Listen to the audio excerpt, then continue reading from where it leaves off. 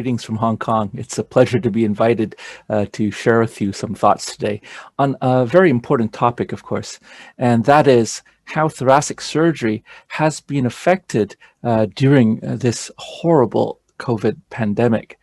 And in particular, I've been asked to share with you some of the experience we've had here in East Asia during this pandemic, and hopefully some of the lessons we've learned will be useful to you in future, because like it or not, similar pandemics will occur again and again in future, sadly, and we have to be prepared. Now, this story, of course, begins in Wuhan, China, of course. Now, back in December of 2019, I was actually in Wuhan representing the Society of Thoracic Surgeons, the STS, at the Chinese Society for Cardiovascular and Thoracic Surgery annual meeting, a huge meeting, thousands of people. And we were actually in Wuhan right about the time when this virus outbreak was first noticed. But back then, of course, we didn't notice anything on the streets. Life was normal. You could go out in town and everybody had no idea that something was going on. Of course, flash forward 1 year and we all know things are very, very different. This is the picture we have right now in Hong Kong over the past 1 year. And as you can see, actually in Hong Kong, we went through 4 waves of this COVID pandemic. Each wave was progressively worse than the first.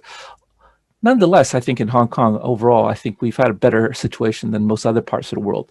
In total, we've had about 11,000 patients infected in a city of 7.5 million. So that's not too bad.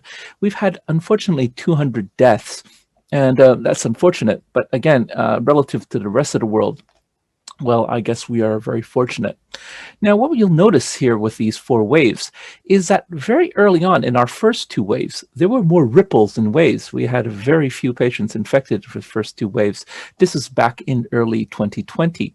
And I think it's particular these 2 early waves that are relevant to us, because the pandemic we have now, well, we're getting over it. What we need to prepare for is in future.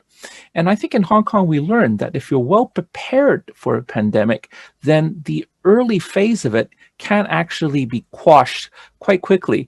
And thankfully in Hong Kong, we've actually had a fairly normal life. I've been able to go to work. Our thoracic surgery services aren't too badly affected all the way through the pandemic. And that was down largely to preparedness. And the reason in Hong Kong we had good preparedness was, of course, the fact that in 2003, we had the first SARS epidemic, in which Hong Kong was the global epicenter. Back in 2003, with this first major coronavirus outbreak, we actually had 22% of the global total of cases and 37% of the global number of deaths. In fact, we had more people dying of SARS in 2003 than we did dying of COVID-19 in 2020. And I think this shows how much better we were prepared in Hong Kong than we were back in 2003. Now, the lessons we learned from SARS were a very painful lesson. I think the whole city was permanently scarred. So ever since 2003, everywhere you go in Hong Kong, if you come to visit us, you will notice that in most office buildings, you will have hand sanitizers there already for the last 17 years. In every elevator, all the elevator buttons are always covered with a plastic sheet, which is sterilized regularly, because back in 2003, one of the early major super spreading events was actually in elevators. So we carried with us those memories, those scars, ever since 2003. Another lesson we learned in Hong Kong was this magic number, 1 to 99. And almost everybody of a slightly older age in Hong Kong will know this number. And what that really means is how you dilute bleach. You dilute 1 part bleach with 99% tap water to make a dilute bleach solution that you pour into the drains in your toilets. Because in Hong Kong back in 2003, SARS actually could spread up and down these drains in our tall apartment buildings if you don't fill up these U-tubes in these drains. So these are common practices in Hong Kong ever since 2003, lessons we remembered. And as soon as in January of 2020, when we first heard about this outbreak in Wuhan, we already knew in Hong Kong that this would gradually spread around the world. So even if you go to shopping centers, there were temperature check stations already being set up. There were increased availability of hand sanitizing stations, even though we had those already in the past. And of course, immediately, all public areas, office buildings, hospitals, shopping centers, we had increased cleaning services so that all surfaces were being sterilized more regularly than even ever before. So this was at the public area level. Even at home, of course, the individual citizens actually paid a lot of attention. Yes, there was a bit of panic buying. This is actually a situation in my own home on the right. We immediately stockpiled on wet wipes, on hand sanitizers, on masks, of course. There was never any debate about the incredible importance of having masks in Hong Kong because we already saw this epidemic in 2003. So everybody went immediately into autopilot, protecting themselves. We bought cleaning equipment for the home.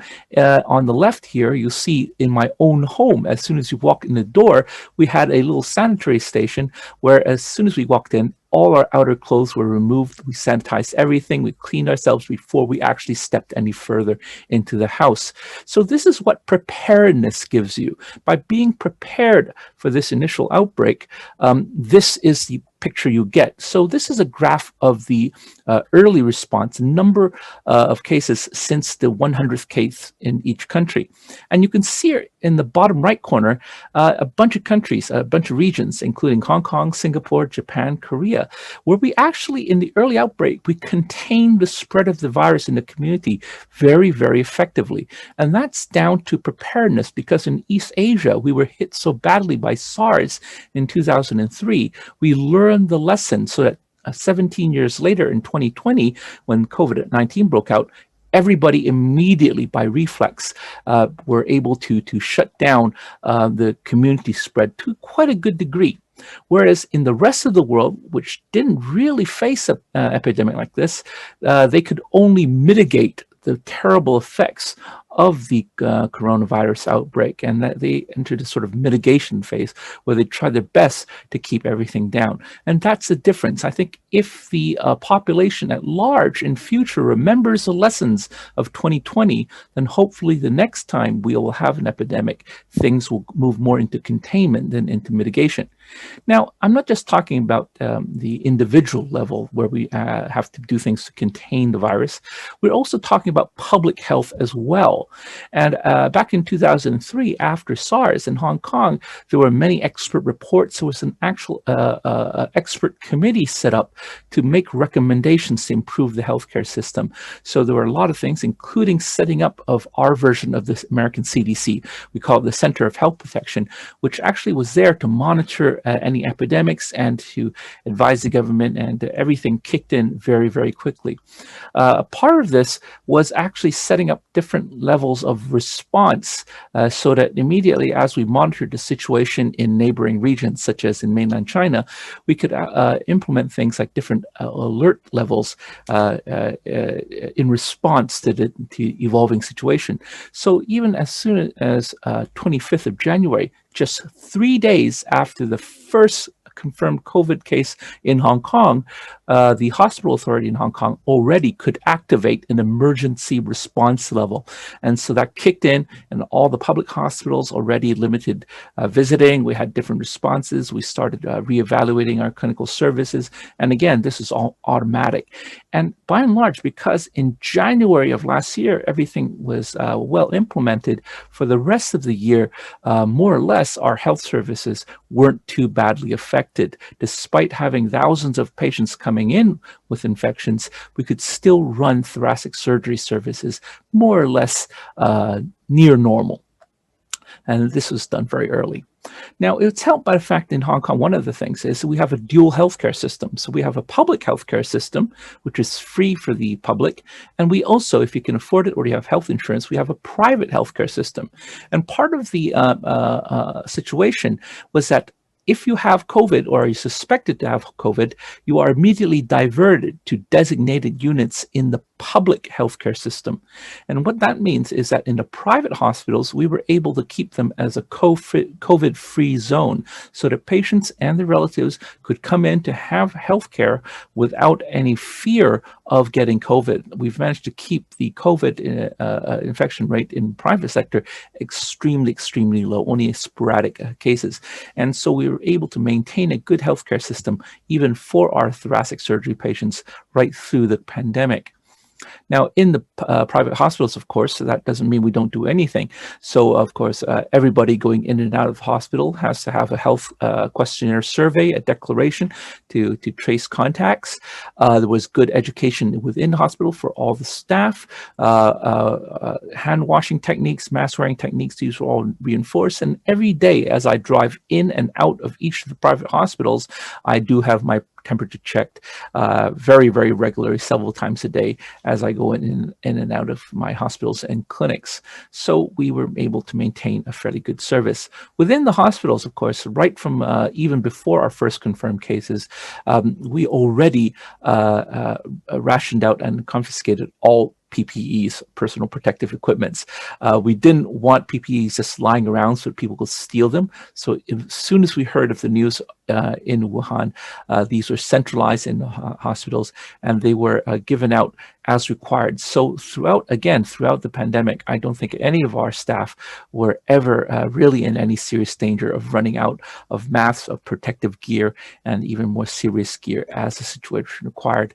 Back in 2003, in the middle of SARS, when we didn't have any idea what was going on, I really did operate like an astronaut, like you see here on the picture on the right, where we were dressed in full protective gear as we did cardiac surgery and various thoracic operations. Thankfully, because we had things under better control, in 2020 with COVID, almost 99.9% of the operations I've done, I've actually had no special PPEs required, and we were able to resume a fairly normal service right through the year.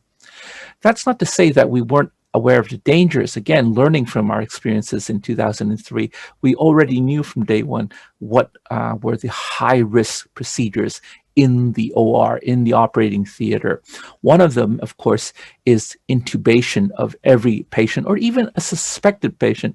In fact, in our private hospitals now, every patient who requires intubation for GA, regardless of COVID risk, we take special precautions during the pandemic, including wrapping the patient in a plastic bag during intubation because of the fear of aerosol spread.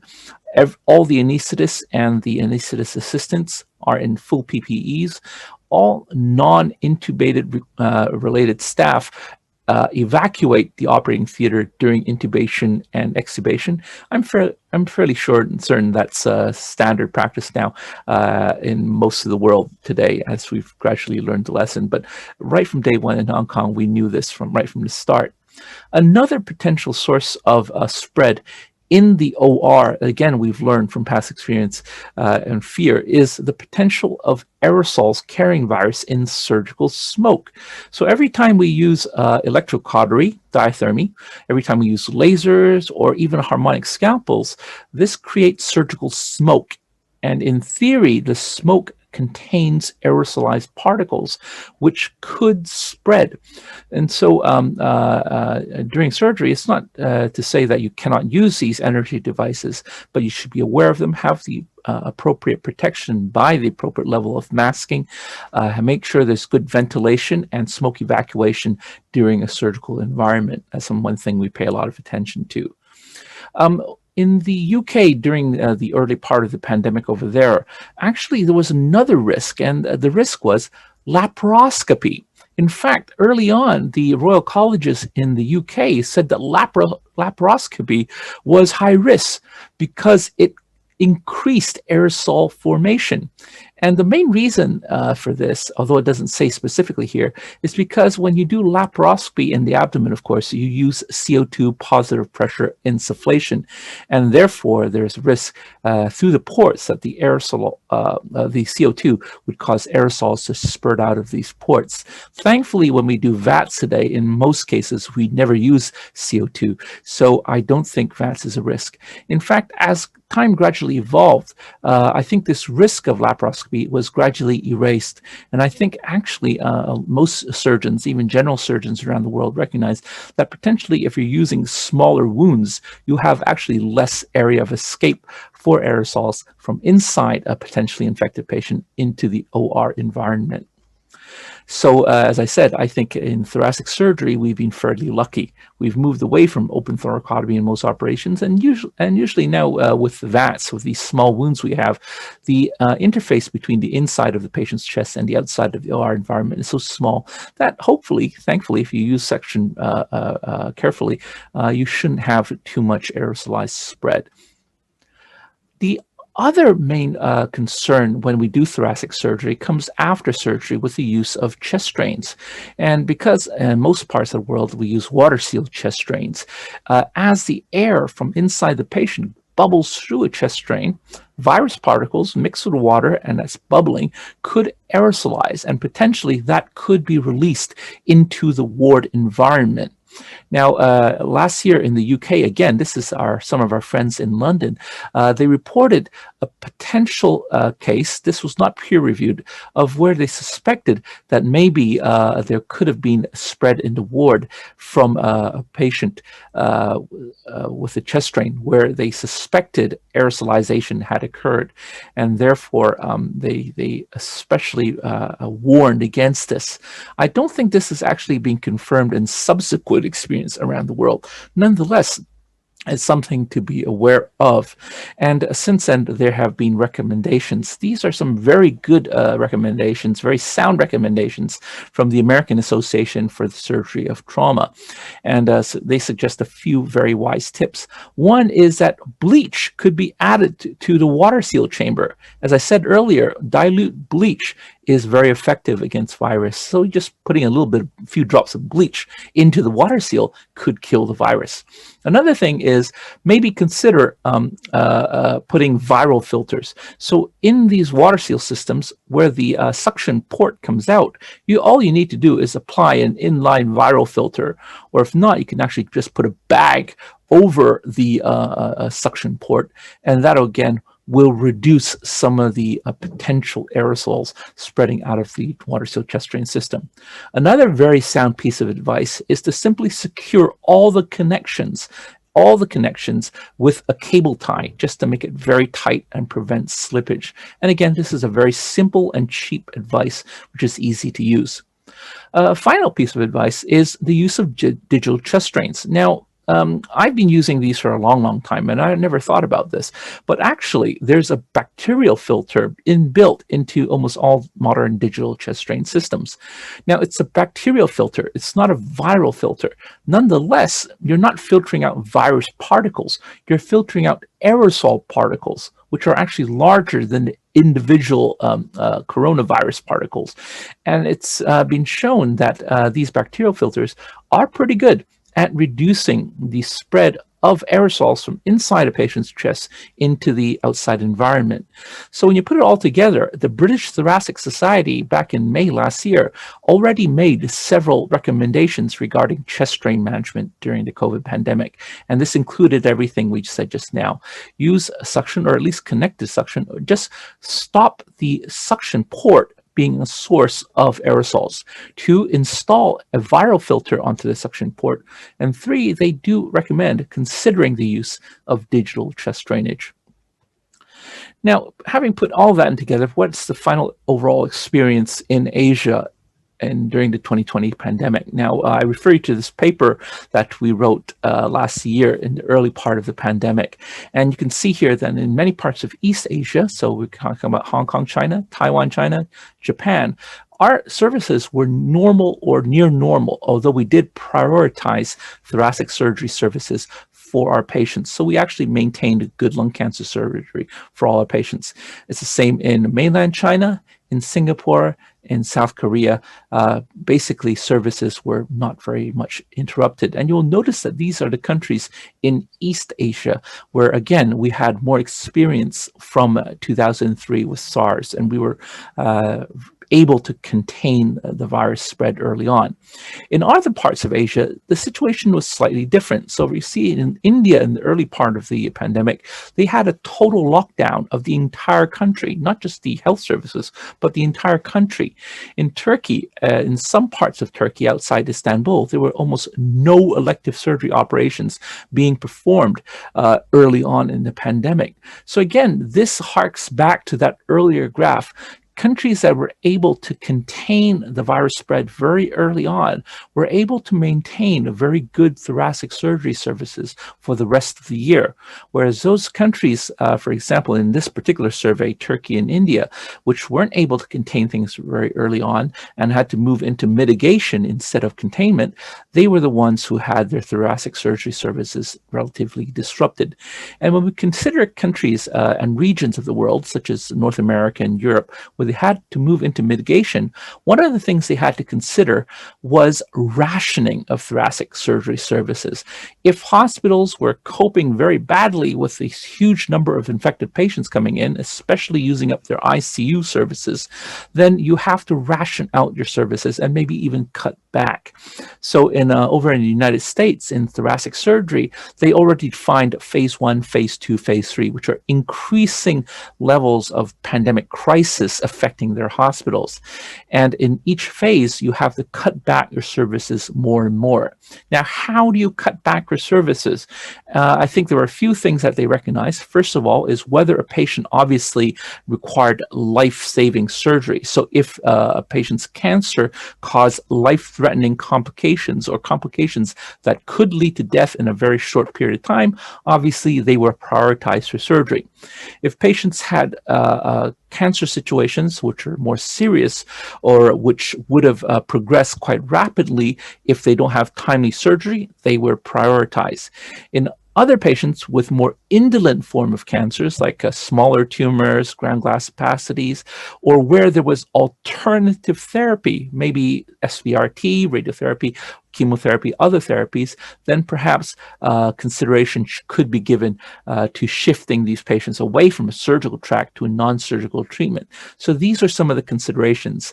Over in Europe with ESMO, again, they have very similar sort of guidelines to prioritize lung cancer surgical services during the pandemic. So these are some things you need to worry about if you've already started to move into the mitigation phase.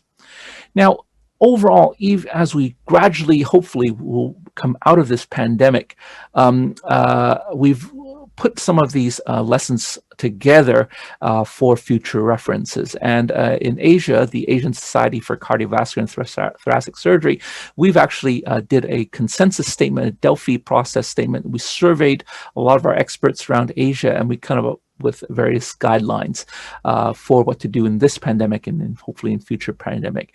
And I think if we've managed to contain the virus quite well in the early phase, then the recommendation, I think the overwhelming recommendation should be that we must make provisions to proceed with thoracic cancer surgery, if necessary, with reduced sessions per week.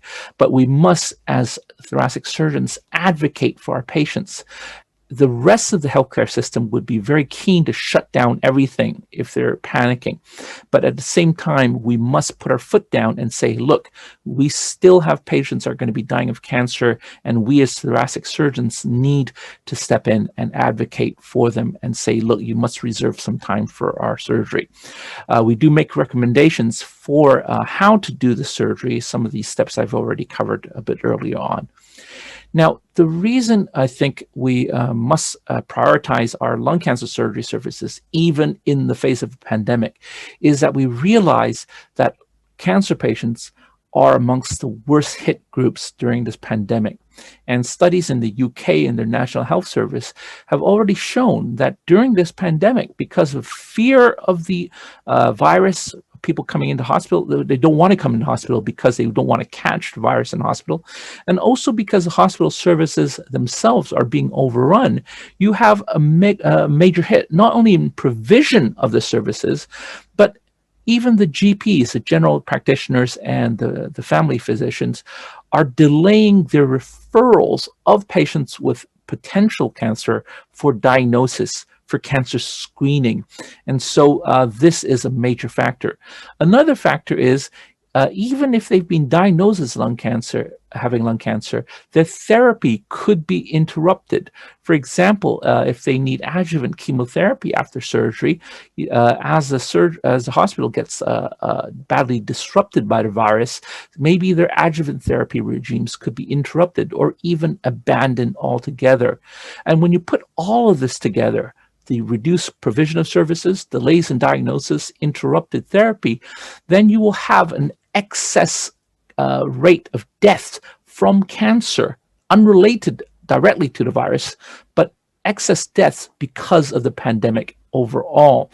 And it's been estimated, of course, because of the prevalence of lung cancer, that lung cancer patients are going to be affected worst of all. You can see on the graph on the right, it's been estimated in the UK that even if 10% of the population was affected by COVID, you're going to have over 1,600 maybe lung cancer deaths in the year. Of course, the situation in the UK is much worse than that. And if you're talking about a greater percentage of population being infected with COVID, that excess death number could go up into the many thousands, even over 10,000 potentially. So that's the aftermath of the pandemic that we as lung cancer physicians need to be aware of as we move into 2021, as this pandemic gradually dies off. So just to conclude this talk, I think here are a few lessons I think we've learned. I think preparation is a key. We've all learned a very, very painful lesson over the last year or so. And so hopefully we'll be prepared in future for the next virus or a pandemic, whatever that may be. And if we can do that, we don't have to mitigate. We can probably hit early and contain this so that we can maintain thoracic surgery throughout whatever future epidemic may come. If we are going to do surgery during a viral pandemic, we need to be aware of the sources of aerosols to protect ourselves, our staff, and most importantly, our patients. And some of these areas we've covered, including things like surgical smoke, intubation, chest drainage. If we are unfortunate enough to not be able to contain the virus early and move into the mitigation phase, if our hospitals are going to be badly affected, again, we should have plans made, not then, but now, about how to prioritize thoracic surgery during any crisis. And we need to be aware of the different criteria. And we need, at the same time, as rationing services, also advocate for our patients to the authorities, to government, and say, look, we need to prioritize thoracic surgery during any pandemic. And after a pandemic, as we're moving out of this into the fallout phase, we need to be aware that the mortality is going to be high. There's going to be increased demand on us, on our oncology colleagues, because of things like delayed diagnosis and interrupted treatment. Now, on that note, I think I'll end this talk. Thank you again very, very much. I do miss all of you, all friends in Egypt, and I hope one day I'll be able to visit you again in future. For now, take care. Thank you so much, Dr. Allen. It was again a wonderful presentation, as usual. I have one question for you, please. Yes. Well, what about the risk of lung cancer post COVID infection? Do we have any data about this? Here in Egypt, we use a lot of CTs for screening because for a short time we don't have a PCR or swabs. So people who think they have an infection having a CT.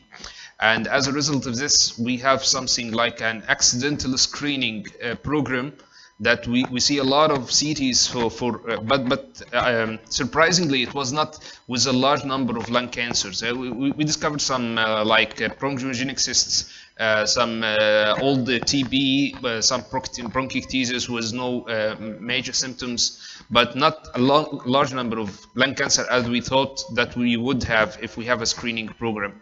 So what do you think about this? Yeah, that's a fantastic point you raise, and I share your same experience. I think around this time last year, in the early part of the outbreak, that was my fear too, that we would see a lot of these discovered early stage lung cancers through the CT for COVID. But I have same experience in Hong Kong, that this didn't pan out. Exactly as you said, despite the more CTs being done, we didn't actually find that many more lung cancers. I think in most cases, our frontline physicians looking after COVID patients were quite good at selecting patients to undergo CT. So I think most of them did end up with COVID. But you're right, we didn't find as many incidental GGOs and nodules as we thought we did. What we don't know is further on down the line, as some of these COVID patients are followed up and they do have these GGOs on the lungs, how many of them will eventually turn out later to have cancer? And that's something we don't yet have the data for. Yes, this is a concern, and we don't have much data so far. Thank you so much, Dr. Allen. We enjoy your talk and lecture so much, as always. Thank you so much. Okay, now it's my turn to have my lecture.